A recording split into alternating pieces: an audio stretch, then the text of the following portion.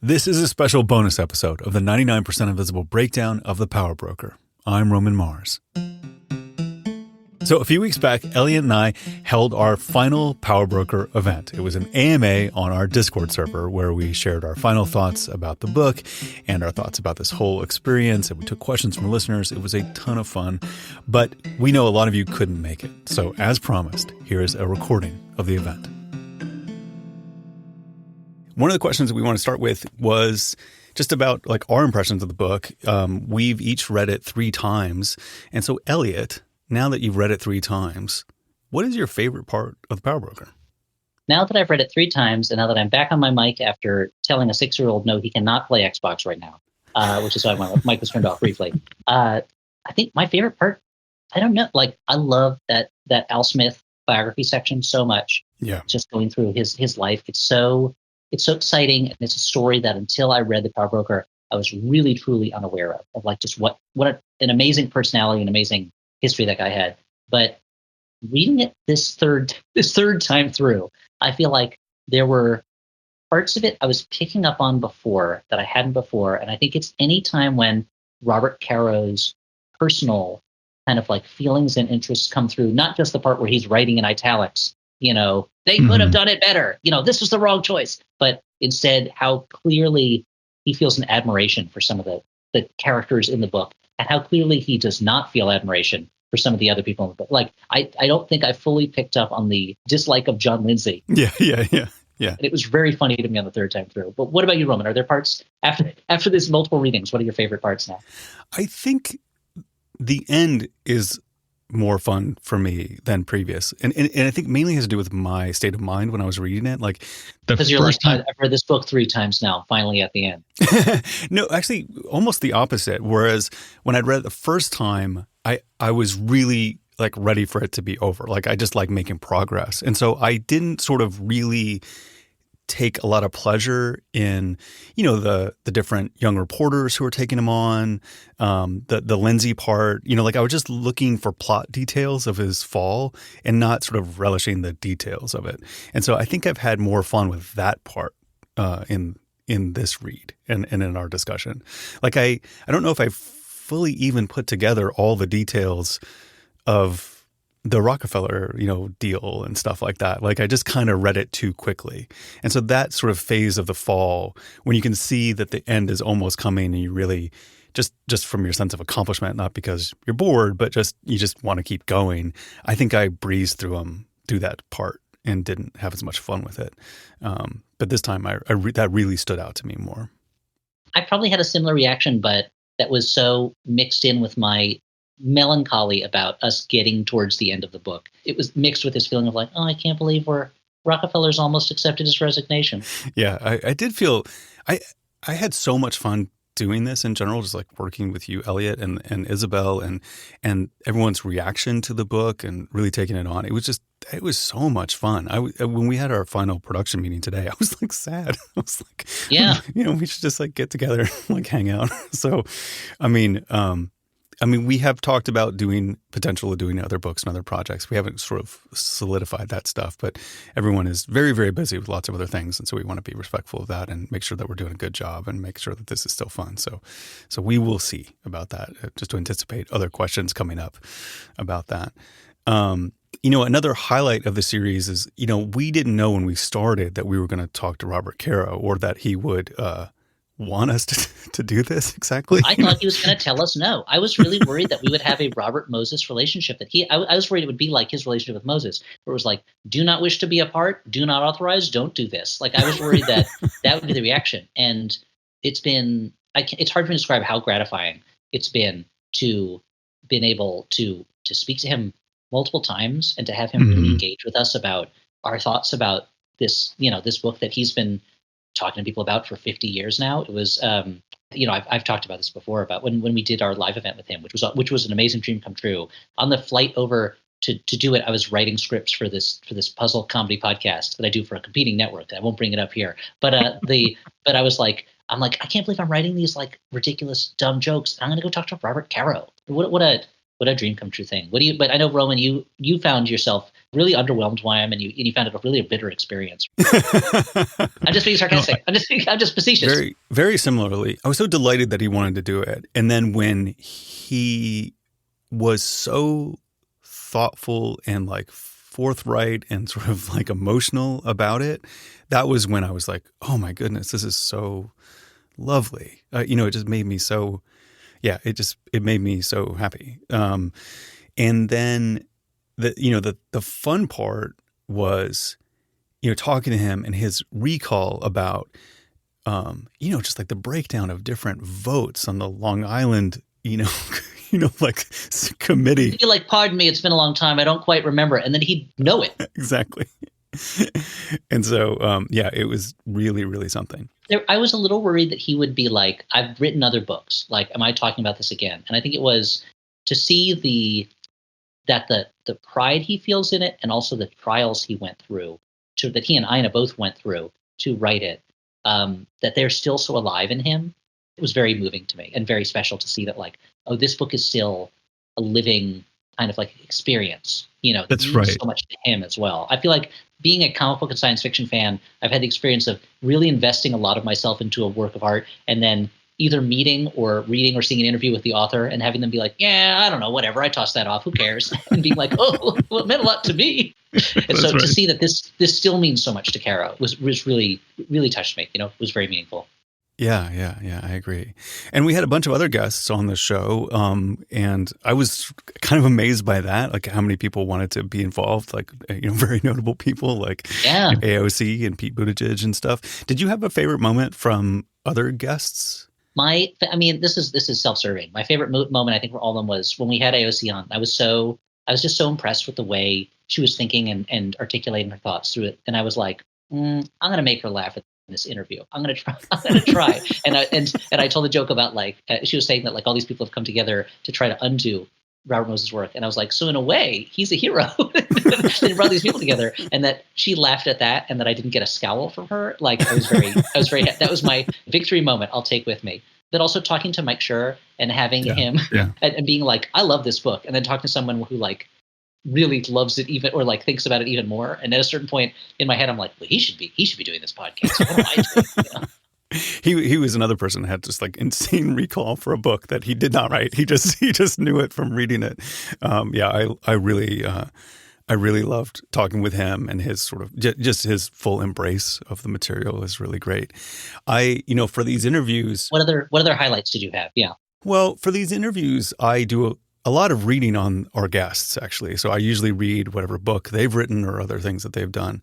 And with AOC, she has a kind of, there was a biography, like a sort of compilation biography written about her, of her early days and different stuff. And what I had most fun with was like reading that early stuff and being reminded of how she was exacting change in the beginning, and her talking about the real politic of being in the position that she's in today and relating that to the power broker was just like, I was like, this is a generational talent. I was just kind of amazed by her.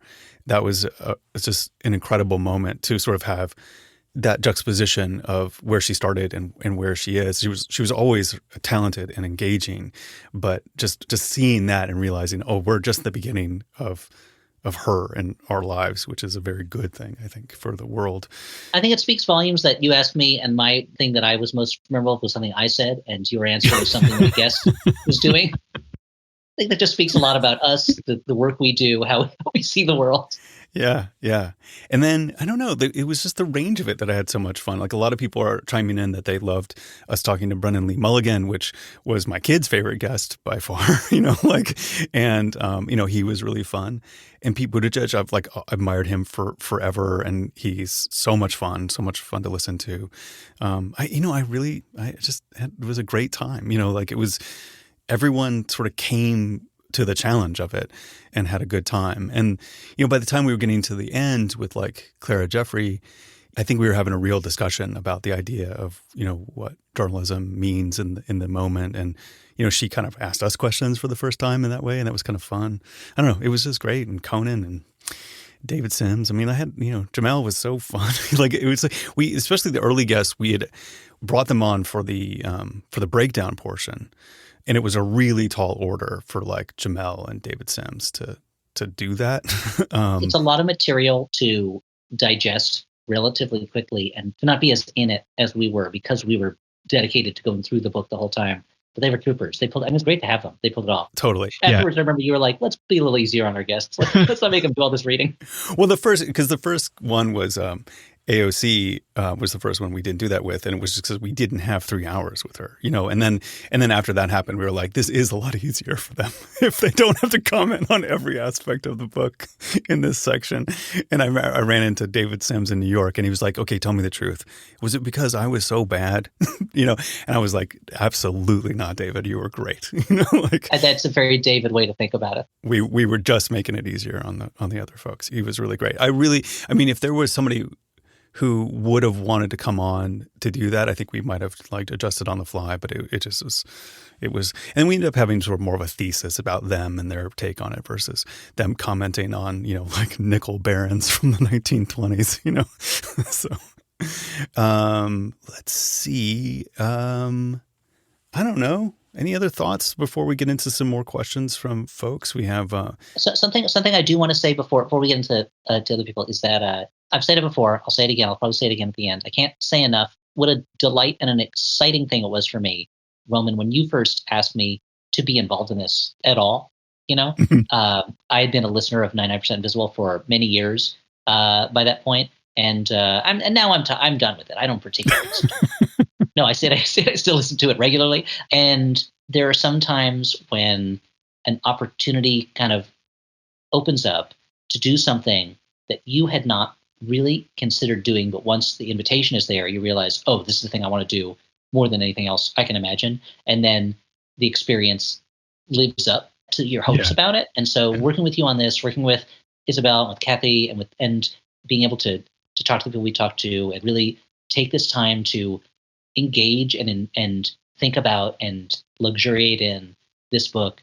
It's a top 10 creative experience for me, maybe even top 5. But I've got a lot of light left, so I want to. So there's still a number of years left, so I want to leave some wiggle room for it in the rankings. That's fair. That's fair. I mean, likewise. I mean, I was talking to you about it because I have been a Flophouse listener for a long time, and the way I knew that there was something in the way that you were summarizing these things, but it was entertaining to me, even though I rarely watch the Flophouse movies. So I was like, what is the secret to making this work? Because in my initial conception of the piece, I would do much more of the breaking down to a person new to the book. That was the first that's my first idea. And it wasn't that we both had, kind of equal grounding in the book. And you'd said something so smart. You were like, if I have 18 bullet points, then I've done enough summarizing or like enough adjusting to that. I know I've thought about it enough to move through the movie, in this case, move through the summary. And I love it when somebody can boil something down to a number that they've been doing, like it feels like, oh, I don't know, I know it when I feel it, kind of thing. But I love it when people go, no, 18, like so. 20 is too much. Although I feel like I gave you a real bait and switch because then when I did these summaries, I was like, I'm going to go long on these ones, and I did not do as good a job of boiling them down. But there's so much more to say about this than there is that I wanted to say about any movie we've ever watched on the Flophouse ever. So totally. But then when it shifted and I thought, oh no, but this just makes sense. Maybe this I should reconceive this. I can't believe how well it turned out. And I also can't believe how I think it would have been bad had it worked out the other way if it wasn't the two of us and you really breaking it down and us sort of working on it together. I'm just so grateful that you said yes and you had time to do it. I mean, that's a little bit like you were like, do you want to eat nothing but fried chicken for the rest of your life? And then I say yes, and you're like, I can't believe you did it. Like, there's no way. How could I say no to it?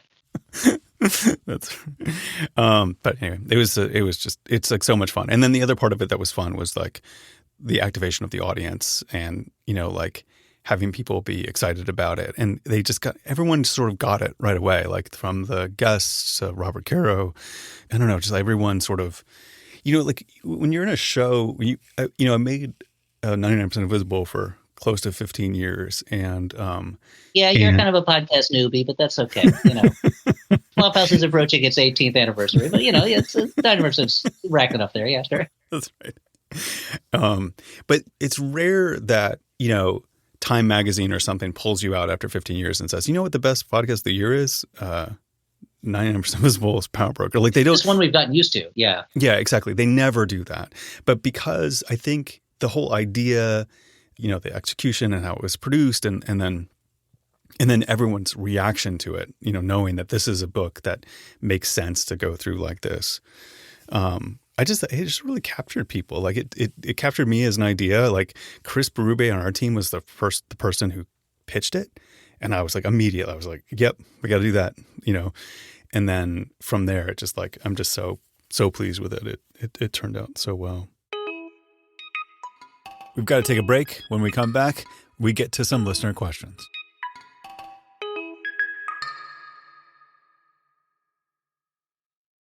Okay. So we have asked people on the Discord some questions, and so we're going to get through some of those, as many as we can, in the remaining bit of the show. This first question is from Jimmy Mango. Probably not his real name, but it is. The Connecticut Mangoes, yeah. It's a great name.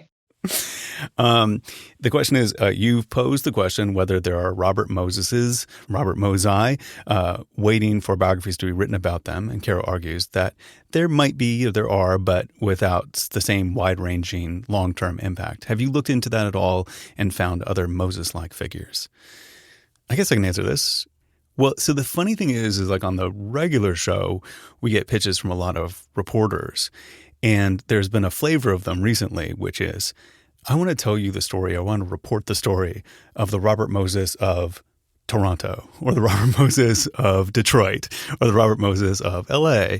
And they're all good pitches. I'm not disparaging them at all. But I think if you know the history of a place, you will find in that place some kind of urban architecture villain that you can hang. Somebody can blame for that. That's right. So we had so many of them. I think some of them, will greenlight on their own. But we've actually been talking about, like, do we want to do like an urban villain March Madness style bracket for people, like, to feed into? Yeah, sure. and so we're thinking about how to execute that and maybe tell littler stories about lots of different men who ruined cities and acted undemocratically and all sorts of other things. I don't know if anyone's quite like Moses. I think that he's right. Robert Caro is right. But there are plenty of people who have done plenty of mischief in our cities, and it would be fun to look at more of them for sure. So I think you're right that none of them will be direct competitor with Moses. But I think that's partly the luck of it. When people talk about Abraham Lincoln and they're like, well, of course he was a great president. He got to be president during the Civil War, as if that was like, it's easier to be great when there's a big problem. But I think that the fact that he had the lucky break of being a New York-based builder, a New York-based power broker. And so there's just a bigger scale to operate on than almost any other city in the country. But you have your farm league Mosei all over the place, in their regional power centers. I'm excited about this. That's right. So this brings me to, like, we're trying to fill this bracket and try to figure this out, how we're going to navigate this on the show. So if you have any, nominations of your Robert Moses of Portland or whatever, we would be delighted to start to collect them and figure out how we're going to put this together into something. I'm not quite sure how to do it, but we'll figure out something. The Robert Moses of Portland is like, we have to tear down your house to put this bike lane through. That's right. Now I'm being terrible to Portland. Oh. Any other city, I can't help but mistreat them. It's terrible. That is true. So next question from Specific Andrew. Not living in NYC, I found myself frequently wondering as I read the book, how is that piece of infrastructure doing these days, especially whenever Caro mused about how permanent Moses shaping would be on the city. What are some of the Moses projects updates that you found notable, either that have stayed relatively unchanged since the Power Broker was written, or have been demolished, or maybe reworked into something more functional? Elliot, you have more familiarity. It's a good question. We talked a little bit about and I wish I had a more comprehensive answer. I've been away from New York for a number of years now as my primary residence. And the thing about New York is it's always changing fast. I think I mentioned in the podcast, I remember the thing that I think it was Colson Whitehead once said, where he said, you're a New Yorker the first time you can point to something and say, oh, I know it used to be there before this. Like, there used to be a shoe store, But there are certain things that we mentioned on the podcast that, like, Shea Stadium, which he was a big part of putting there, not there anymore. The New York Coliseum, not there anymore. These things that the 64 World's Fair site, which was somewhat built to be temporary anyway, but not all of it, that is in large part not there. And someone had sent, was it over Twitter? I can't remember, sent me a picture of these 64 World's Fair mosaics that are just destroyed from years of people walking on them, these ground level mosaics. And there are other aspects that he built, like the roads are always falling apart a little bit. Like that's the nature of any infrastructure that's not maintained too properly. But there are certain parts of it where I think Caro's right. Like the bridges he built, they're not going anywhere. They'll have to be maintained, but no one is replacing those with other bridges. And certainly the way that he literally reshaped the geographic shape of the city in terms of filling in space between islands and things like that, that's not going anywhere for thousands of years probably. And so there are parts of infrastructure that are still there, and even when they're degrading, they're so important to the infrastructure of the city that they will be maintained. But I think that's the nature of building stuff, is that, like, when you build as much as Moses did, not all of it's going to last. Not everything he built is going to stay forever, because New York is this constantly changing city, and it shows you what a massive scale he had to build on in order to make things that are not likely to go away, because there's so many buildings that were built in New York where the person who put their all into it said, this is my monument, and then eventually it disappeared and it went away. It's a constantly changing city. There's the old legend about City Hall, which is way downtown, that they like only put the marble facing on the downtown side because they're like, nobody's going uptown farther than City Hall. And now that thing is so far downtown that, like, it's ridiculous, like literally no one's going to see this on the other side of the building. And so there's always going to be stuff of his that is degrading, but again, is so necessary that it'll be maintained. But then a few things that'll disappear. And I wish I had for the amount of time I talked, I wish I had a more substantive answer than that. I mean, I mainly feel it in the things that he didn't do, or he did, or he neglected, which is like, the legacy of the subway, which does a remarkable job of moving people around. That probably could have been better had it had the same kind of champion in office for those 45 years. That's something I sort of feel as a legacy of his. The other part is, like, I mean, his infrastructure, how is it doing these days? I mean, and the totality of his impact, even from this congestion pricing thing, which this stop and start planned for a decade, all that sort of stuff is really something it's really, he built that too. Like the opposition that is built into that is Robert Moses' fault, basically. Good point. That the things, it's like not just the things he built, but the environment that he left behind politically as well. And, emotionally, the world that people grew up in, and now that's in New York, and that's the world that they assume, and they get mad at changes. And it's like a multifaceted impact. And you could point to the fact that, like, it takes forever to get from Queens over to the east side of the city and then over to the west side. Like that's on the subway. Like that's still a legacy of his, that the subway system didn't get built out the way that it probably should have, or maintained the way, and it's a legacy of choices. But then there's ironically, I was thinking the piece of it that he was so excited to do, which I think would have been the first thing that would have been replaced, is that Midtown Expressway that would go through buildings, because he was so enamored of this idea. And I have to imagine that if the moment he died, they would have been like, tear that down, can't have it, no thank you. This is not working. Every now and then a car just accidentally flies off of this expressway into Midtown. Like we can't have this anymore. That's right. I mean, someone has mentioned in the chat that he might be jealous of collecting the tolls on all that congestion pricing. If he could, if he could have collected whatever, I don't even know how many dollars it is. Many dollars. $9. I wonder if he would have had this real battle of wills of like, I want the money, but I also want the cars to get in more easily. Because his tolls were relatively inexpensive, but it would have been hard. I think in the end, the money would have won out, though. Yeah. So from Specific Andrew, he says, When I visited the power plant in Niagara, this is one of the things he built that remains. I said to my partner, I'm pretty sure that thing is named after Robert Moses, but the book hasn't gotten to it yet. But the book never did, which is an ongoing joke that we keep on making when it comes to this book. It's so funny how much more he actually did, which is hilarious.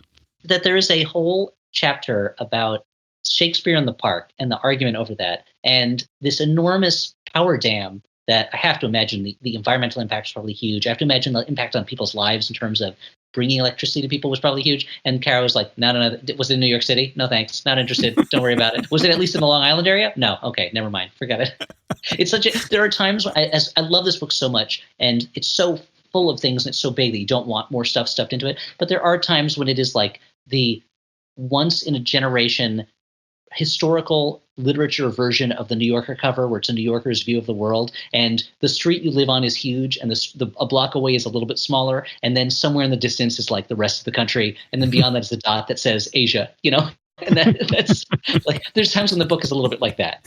Yeah. Where everything, north of the Bronx is like upstate New York, So. It would bother people. I'd be like, oh, that person lives upstate now. And they're like, no, they live like in Westchester. That's not that far upstate. Right. Well, yeah, but it's north of the city. So this question is from Kiss GZ.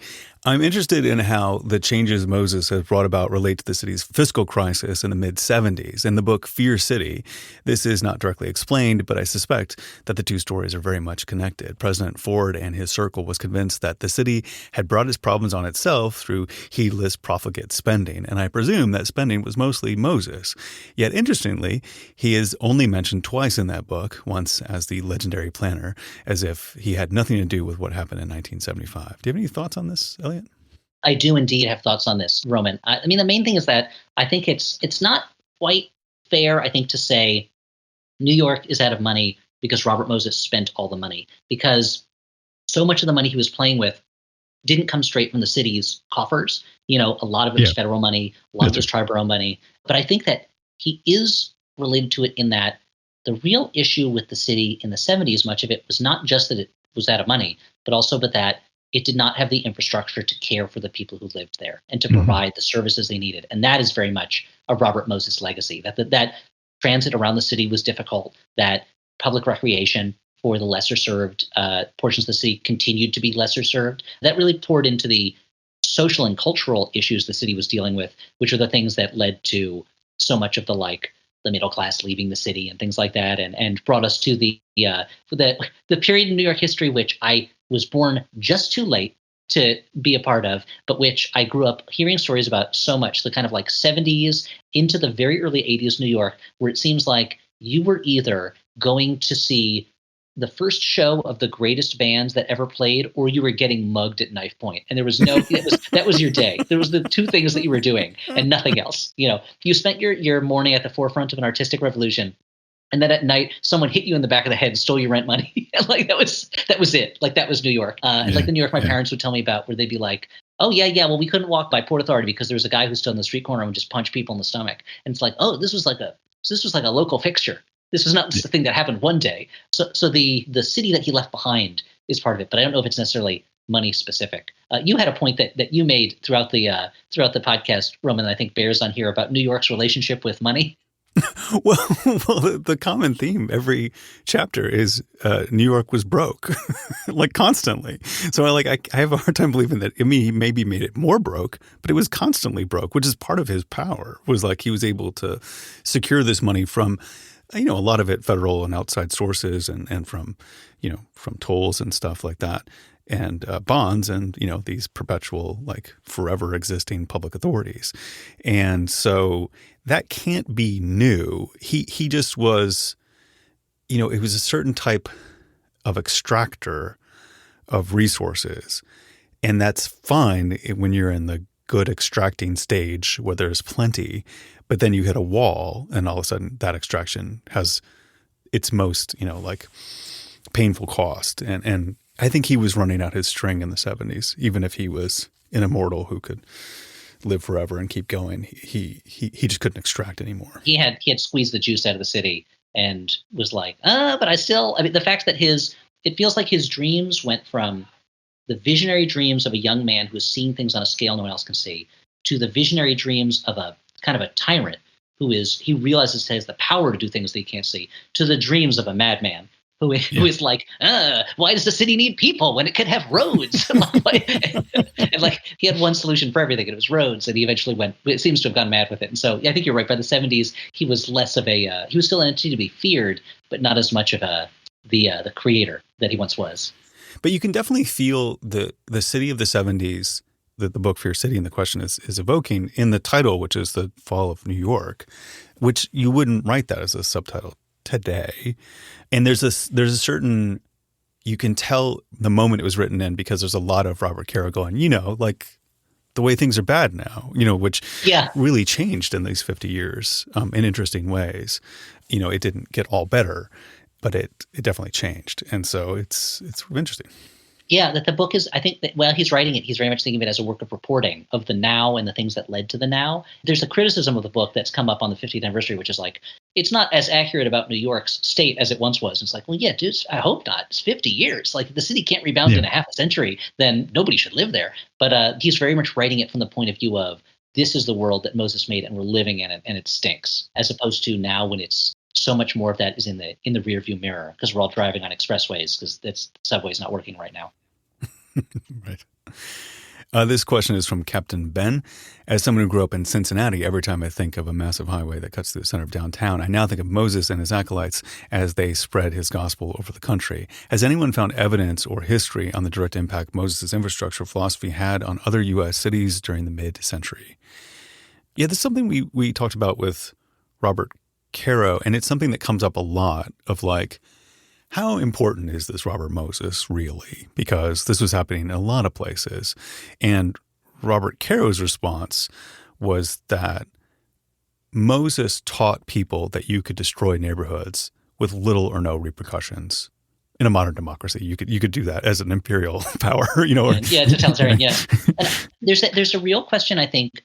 This is something that comes up a lot when people talk. I'm always bringing up Abraham Lincoln. Something when people talk about Abraham Lincoln is like, how much was he guiding events? How much was he guided by events? And with Moses, it's kind of similar that he is someone who was very much at the forefront of this switch to a road-based lifestyle, especially in cities. And he was someone who was working on, again, in the biggest showpiece in America, New York City. But at the same time, he was like in the mainstream. He was not pushing against the currents of the culture. Yeah. This was something that everybody was interested in. I mean, he's working before the federal interstate highway system, but that feeling is in the air. And at like the 39 World's Fair, there's the Futurama exhibit, which is kind of an exhibit of what life will be like in the future. And commuting between work and home over highways with cars is a big part of that. I mean, it's a General Motors thing, which is why it was a big part of it. But the idea of living a highway driving based lifestyle and being able to get in and out of cities easily is already in the zeitgeist. But he manages to like capture that zeitgeist and work with it on a level that nobody else is. And a comparison that came up when we were kind of discussing this earlier today, which I think is still relevant, is that there's a lot of musicians who are kind of doing the same kind of thing as Taylor Swift, but they're not doing it in the way that connects to people the same way. Nobody would say Taylor Swift is like a revolutionary artist who is changing the rules of the game, but she does what she's doing at this level that resonates and impacts clearly at a higher level for people. And so in many ways, I think Robert Moses is similar. He's the Taylor Swift of mid-century highway building. He's doing what everybody else is doing, but he's just doing it so much better. He's doing it on a global scale. All I see now in the chat is several people are typing. They're very. I'm not saying Taylor Swift is bad. Come on, this is I should never said it. Sorry. Oh my goodness. Okay. Look, we hear my kids are fans of hers. We hear a lot of it at the house. I love Taylor Swift. You're alone on this island. So, I didn't say she was bad. This is a compliment to Robert Moses. I see. The only thing that I've seen like this is when we did a Flophouse show once where we did the movie Spice World, and one of my co-hosts mentioned that the Spice Girls were kind of an artificially brought together band, and the audience booed him so hard. I heard that episode. That's so good. Yeah. Oh, it's so funny.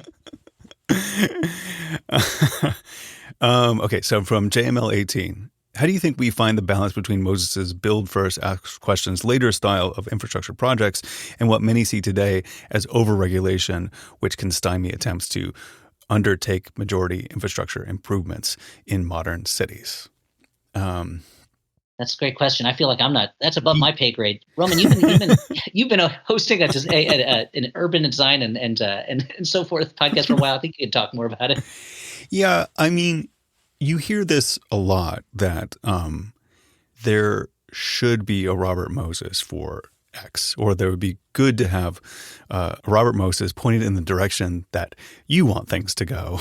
And I understand that. I do think that the nature of politics is this push and pull of regulation and deregulation. And see, I still kind of have a way of blaming Robert Moses for a lot of this, which is like, he broke systems to make things dependent on him and his choices and roads and stuff. And so we had to fight back by, creating things that were more fair and more democratic. And so he's kind of at fault for both aspects, for both building things with sort of undemocratically acquired power, and also he's at fault for democratically acquired power for not being able to do things quickly because we were trying to stop future Robert Moses in a lot of these ways. I get it that maybe it is too far and you just have to go to or listen in on a Berkeley City Council meeting of NIMBYs and go like, why can they stop things from happening that need to happen? And then you read a similar thing happening in the power broker and you wish that those voices had more power in that situation. So the hard part is like, there is the right balance to be made. It would all work better if more people focused and voted on local elections and paid attention to these things. If they were the people you agreed with, Roman, boom, gotcha. No, but I mean, I think both. Like, you just pay attention to it and try to make it responsive. But you need to push and pull. Like, I think all good design comes from top-down planning and also a ground-up, a little bit more informal process of the citizens, making their neighborhood as good as they can. But we do get out of balance pretty quickly and easily, and that's a shame. But a lot of the time when I'm reading this book, I'm kind of grateful that Robert Moses wasn't more evil, given all that stuff, what he could have done, and that he was still pretty dedicated to parks and things like that is kind of amazing. You could totally imagine a worse person taking way more liberties and really truly destroying everything and also like self-enriching to an extent that was absolutely mind-boggling. So I think it's the only thing I have to say about it is that it's so hard to find that balance, I think, because you can't tell the future. So you don't know the consequences of a thing until it's done, really. You can guess at them, you can estimate them, but it's so hard. And so it is easy for us to look back at the power broker and be like, this is a good thing, this is a bad thing. I wish he'd done this. I'm glad he did this. I wish he hadn't done this. But it's harder to know that when someone is bringing a new plan to you. I mean, sometimes it's very clear what things are not good, and sometimes it seems really clear what things are good, but it's just hard. You never can know what the real impact of a thing is going to be until, years after the fact. And we don't have time travel yet. But when we do, our decisions are going to be a lot easier to make. So much easier. More of your power broker questions answered after the break.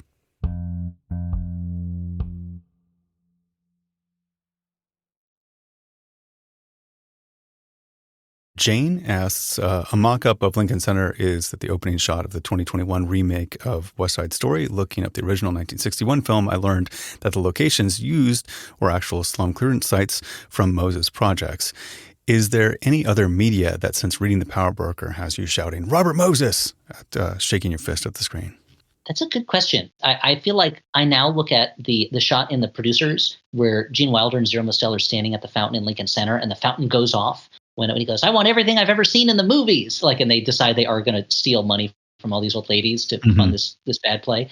Like, now I think of that more as a Robert Moses moment, But I have to admit, when I watch movies set in New York, I spend so much time trying to identify places I've been in person that I don't always have the historical view of things. Instead, I'm like, I know that street corner. Or there's a very bad low budget movie from years ago called Robot and the Family that was shot almost entirely in one stretch of street of Broadway between like 14th Street and 12th Street, where it's just a bunch of antique stores. And I was like, at the time, and I was like, I used to walk that street multiple times a day when I was a college student and watch it. Now I love this movie, even though it's terrible because it brings me back to those days, you know. But what about you? Is there anything, as someone who didn't live in New York and so don't have that personal bias blinding you, are there things that you've seen since then where you're like, that's a Robert Moses thing?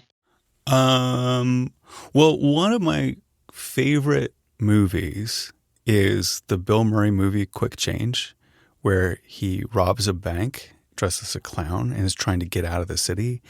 And it's all very confusing about how you get to the BQE and how you do this and how you do that. And I never knew until this reread that the villain of that movie is actually Robert Moses. That's the reason why they can't make it out of the city, and it makes me appreciate that movie even more. But that's one I can think of. Anytime I see a kind of, especially those movies from, like I love those movies from the 70s, and I just feel like that's the city he created, and it's sort of I definitely feel them when I watch, like Taking Pelham 1, 2, 3, and stuff like that. Oh, well, the greatest movie of all time to take Pelham 1, 2, 3. I was going to make a mean joke about you, where I'm like, well, I know, Roman, as someone who's not from New York, when you're watching movies set in New York, you're mostly going, Garth, look at how big those buildings are. That's right. Look at them big buildings. Yeah. Wait, there's a little bit of talk in the chat about the Taking of Pelham 1, 2, 3. I will say, for anyone who wants a taste of that 70s New York, if you haven't seen the original Taking of Pelham 1, 2, 3, it's such a concentrated, like, straight shot of adrenaline of being in New York in 1974. I really love it so much. It's such a window for me into that time. Anyway, so I recommend it. Oh, it's so good. I rewatched it again while we were doing this project, and it just totally stands up. It also makes you realize how much the subway has actually changed. Just like the amount of graffiti, the amount of like stuff that was happening. Just like the subways, definitely have horrible attacks happen still. Not to minimize them, but they've it's not just in stasis and just gotten worse and worse and worse. They've actually like improved the subways and their function quite a bit. I remember when I was a kid, we used to watch Coming to America a lot, and there's a scene where they get on a subway car and it's the outside of it is covered in graffiti. And I remember so well the moment that I saw that movie when, like, I'd seen it many times. I've been to New York many times, and seeing it and being like, oh, well, they're not dirty like that anymore. Like, I remember when they were, but suddenly it was like, oh yeah, the last time I was on the subway, it was much cleaner. This movie is not up to date. And Coming to America is not up to date, ripped from the headlines anymore. The city is always changing. As we've said, it's not the same city that it was 50 years ago. And that's mostly a good thing, and in some ways not a good thing, but everything's always changing. Related to movies, Ken Stigner on the chat is asking, I'm curious about your thoughts on Ed Norton's Motherless Brooklyn, which RM is depicted as Moses Randolph in the book. Did you see Motherless Brooklyn? Yes, I did. I was it's such a curious movie to me because I'm a huge fan of the original author of the original book, Jonathan Lethem. And that book is very much not about Robert Moses and is also not a period story. It's set in the 1990s when it was written. Mm-hmm. And Motherless Brooklyn went through a long development process to become a movie. And it feels very clear that at some point Ed Norton read The Power Broker and was like, that's what the movie needs to be about. And so he's trying his best. And I think it's a not entirely successful movie, but I think it is a very good movie. He's trying his best to make for New York what Chinatown is to Los Angeles. This kind of like secret history of why the city is the way it is and how it's built on the work of a sinister force, and it's a really well-made movie. It doesn't quite do everything it needs to do, but I'm curious what you think about it, because I do think it is a good movie. Well, I just remember showing up to it, and I read Jonathan Lethem's book and really loved it. And then you go to see Motherless Brooklyn, and the first scene is the first scene from The Power Broker, and you're like, what is going on? Like, it's like almost exactly the same. You went out to the theater lobby and you're like, someone switched the titles on the movies. This is not the one I thought I was seeing. And so I did not expect it at all. It was very strange to me. I didn't know, like copyright wise, is like, I guess it's a thing that happened in history, but it was like it was just weird. It was like an adaptation of a scene from The Power Broker. And so I also it was kind of a delight to see it on screen, especially as a surprise. We had talked to Ed Norton's people about getting him on the show because I know he really, really cares about this stuff. And obviously, like, he kind of wedged it into this other movie for no, like, apparent reason. It's not like you read that book and you're like, you know what? there's an opportunity here to do a period piece about Robert Moses. Like, it really Yeah. does feel like he smuggled one book into another. He Yeah. literally took Moses Brooklyn's dust jacket and put it over the Power Broker cover and then brought that into class, you know? But I thought it was fun, and I think Ed Norton is really great. I mean, I don't know. I saw the Bob Dylan movie recently, and he's so good as Pete Seeger. Like, it's really something. Like, he's usually so nervy, and he has so much energy and sort of ferocity in him, and he plays this like this the peaceful calm of Pete Seeger in this way I've never seen. His he's just like his whole face is relaxed and his voice is relaxed and stuff, and it's like I admire him greatly. So I would have loved to talk to him about it. I just remember being just kind of gobsmacked by it, to tell you the truth. Just like I was like, whoa, this is weird. But yeah, I was just kind of delighted by it, and I think it's a good little window into it. And if it brings you to the Power Broker, then that's great. I mean, if it brings you to Power Broker, that's wonderful. If it brings you to Jonathan Lethem works, Yeah, if totally. you go from that to reading Fortress of Solitude, then Yeah. that's fantastic. Also a really fantastic book, which brings me to kind of the final question that people have been asking us is from Ben G. I feel immensely grateful for this project to bring the Power Broker into my life. But what now? What are some of your favorite books? I have lots of them. So Name a few. Give us some. I guess my favorite, I have a hard time, they really are dependent on my mood, but like my favorite other big long book that I think is worth reading probably multiple times is Lonesome Dove. I think it's just fun to read. I think it's really, really enjoyable.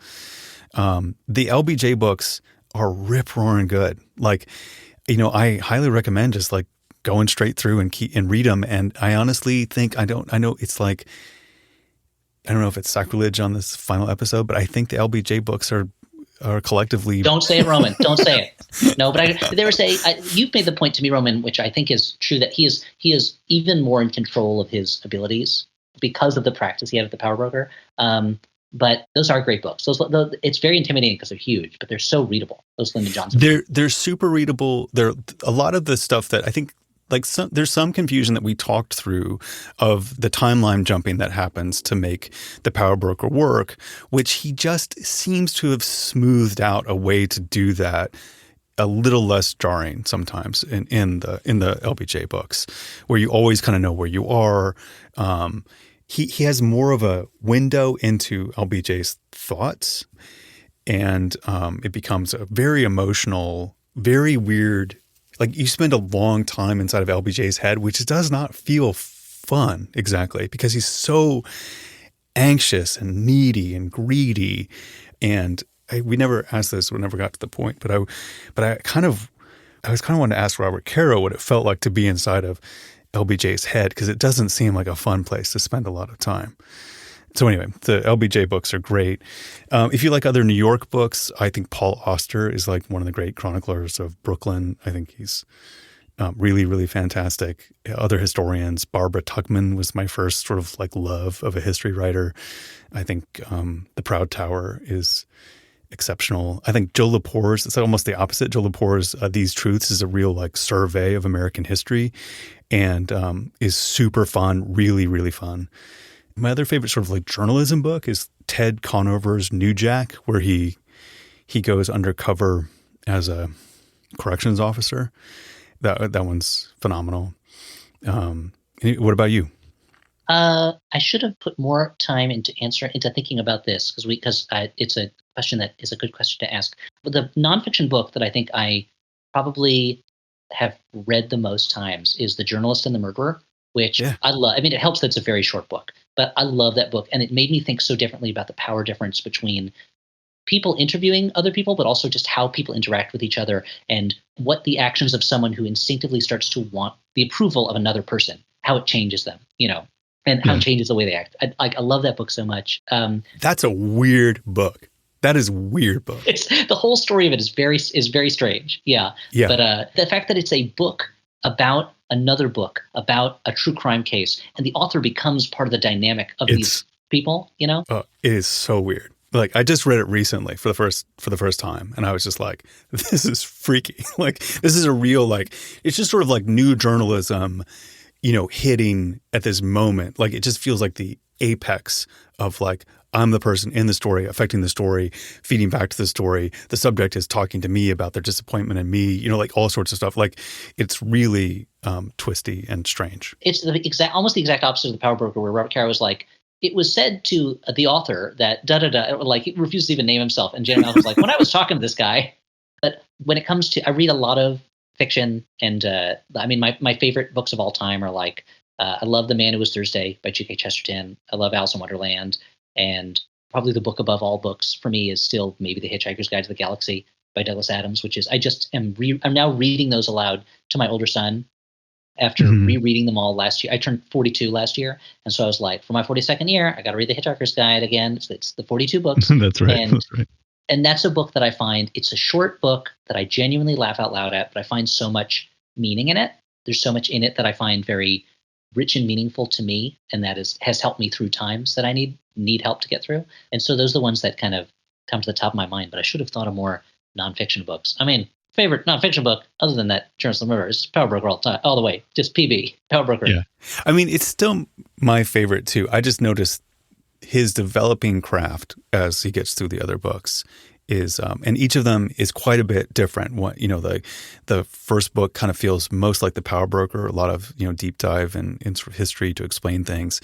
The second book is like basically a thriller about like him stealing his first congressional election, and the sort of like putting out to pasture of Coke Stevenson.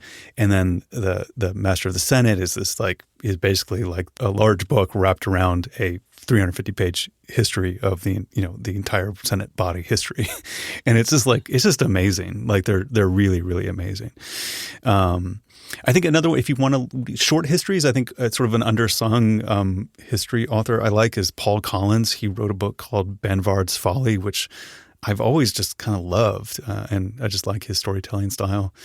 There's so many good books. Anyway. If you want to read a book that is a different take on urban municipal infrastructure and its failings, then I think I would kind of recommend the first 4 volumes of Katsuhiro Otomo's manga Akira, which is ostensibly about psychic children and biker gangs, but but under the surface, and also his horror story Domu, they are both about massive infrastructure failures for ordinary urban dwellers in Tokyo. Domu is about this huge housing complex that has an old man who's a kind of psychic murderer. And Akira, again, is about psychic children and biker gangs. But so much of it is about people rebelling or being crushed by systems, or urban infrastructure systems, and what happens when those systems are either not functioning right or when they fail outright, like when a psychic child unleashes a wave of TK force which levels the city.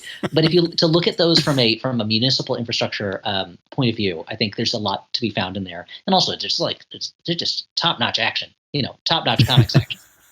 To be sure. So we have one little bonus question that Isabel has put in the chat from Schultz saying, I know a few people who heard about this whole thing recently and are planning to read along with the podcast this year. How does the prospect of the breakdown Living Beyond 2024 make you feel? Makes me feel great.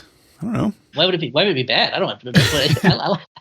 I mean, I like that it's there as a resource. I mean, I feel like if you had to read this for school and wanted some companionship for it, like I feel like it really could be this nice supplement that goes along with it. And it does have the imprimatur of Robert Caro, who has heard many of them, I think, at least he claims to have, and he thinks that our analysis is pretty good. Like he's never like bickered too much with it, except for the one time that Elliot said, "I think this is really funny," and he goes, "That's not funny at all. It's really serious."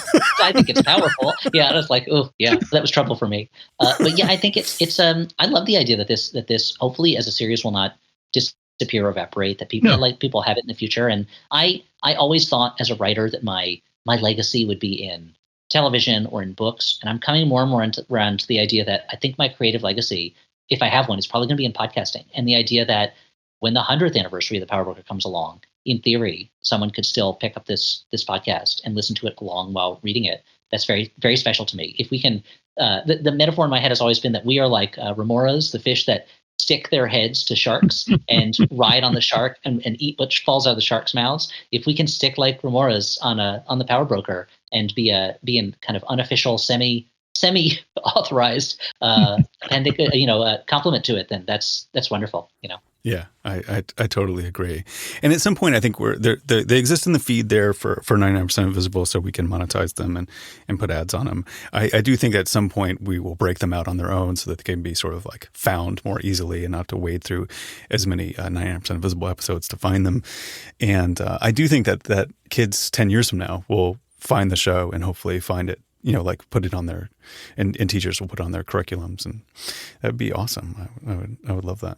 I'm still delighted when I have 6 children under my care, and they sometimes tell me when they get assigned a 99% Invisible episode, and I'm always really delighted when I hear about that. So I would love to hear Fantastic. Nobody assigns Flophouse episodes. They're just not. Nobody has yet done any Troll 2 studies where they need to hear our take on it. Well, that's their loss. There should be plenty of Troll 2 studies. Yeah, people specializing in Nicolas Cage. What's the word? When it's a temporary thing, miscellany. No, that's not what I'm looking for. Never mind. I couldn't think of the word I'm thinking about. So thanks everyone for joining us. It's been a real delight. We'll still be on the Discord, like if you want to ask questions about the Power Broker. We're still figuring out maybe how we're going to work together and do a similar project in the future. So we'll let you know when that happens. But in general, just catch up on the show in the feed. Listen again, tell friends about it. That would be really, really fantastic.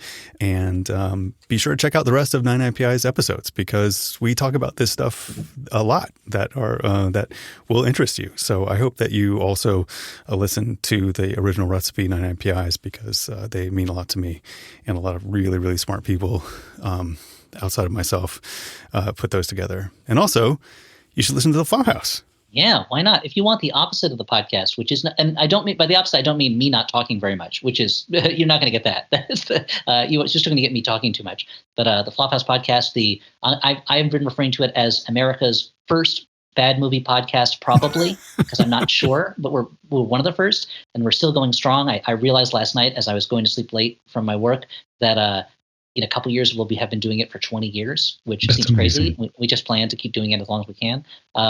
If you check out the Flophouse podcast, please do. I realize I have another podcast I can mention on the Smartless Network, which is called Clueless, which is it's like a 10 to 12 minute puzzle podcast where I ask the questions and Sean Hayes answers the questions. It's really good. I like it a lot. Thank you. It's a fun one to do. We're recording more tomorrow, which means I have to write some more.